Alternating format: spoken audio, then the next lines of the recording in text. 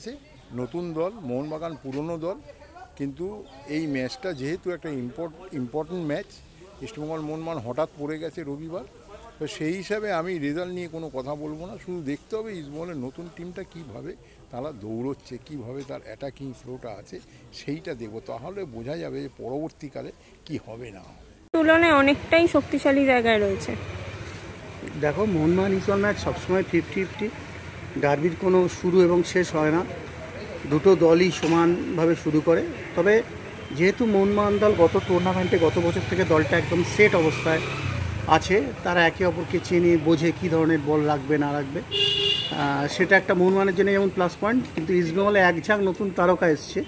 ইস্টবেঙ্গলের এই যে এত বছরের মধ্যে এই যে টিমটা না, সব থেকে ভালো টিম হয়েছে, এবং এই টিমটা যদি কিছুদিন সময় পায়, তাদের মধ্যে বোঝাপড়া তৈরি হয়, তাহলে কিন্তু ইস্টবেঙ্গলও মানে সমানভাবে লড়াই করবে বলে আমার মনে হয় ব্যক্তিগতভাবে। তবে মোহনবাগান এবং মোহনবাগানের আক্রমণ এবং মিডফিল্ডের সাথে ইস্টবেঙ্গলের ডিফেন্সের এবং মাঝমাঠের একটা লড়াই আমরা দেখতে পাবো, যার ফলে এই দেখাটার মধ্যে থেকেই আমরা জানতে পারবো যে আগামী দিনটা কি আসছে বা কী হতে চলেছে ম্যাচের রেজাল্ট। ইস্টবেঙ্গলের একাধিক বিদেশি তারা নতুন, এবং অন্যদিকে মোহনবাগানের বিদেশিরা প্রায় গত বছরের সেট টিম তাদের, তো সেই দিক থেকে এগিয়ে থাকবে। এখানে এগিয়ে থাকার প্রশ্ন নেই, কারণ একটা নতুন দল, একটা পুরনো দল, ফলে দুজনেই কিন্তু এই ম্যাচটা জেতার জন্য লড়াইয়ের মধ্যে থাকবে। কাজে এই মুহূর্তে দুটো টিমের এই পারফরমেন্সে কখনো কাউকে এগিয়ে রাখা পিছিয়ে রাখার প্রশ্ন নেই।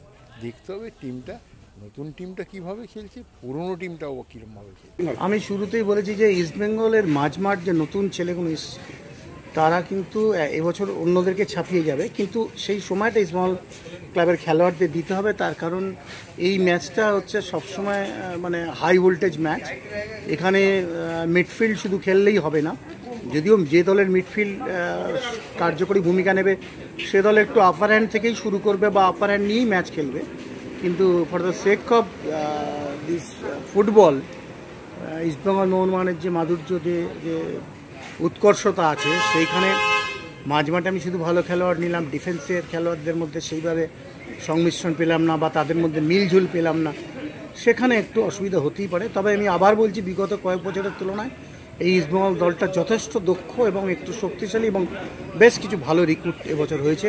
তবে এই টিমটাকে সেট করতে একটু টাইম লাগবে, টাইম দিতেই হবে, কারণ এই টিমটা যখন সেট হয়ে যাবে তখন কিন্তু মোহনবাগানের জন্য কিন্তু একদম চিরপ্রতিদ্বন্দ্বী যেরকমভাবে লড়াইতে সেরকম হবে।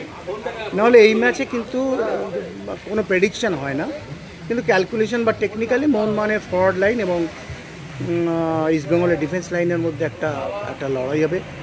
যে যদি ইস্টবেঙ্গলের ডিফেন্স লাইন খুব ভালো সাপোর্ট দিতে পারে, তাহলে ইস্টবেঙ্গলও এই ম্যাচের রং ঘুরিয়ে দিতে পারে বলে আমার মনে হয়।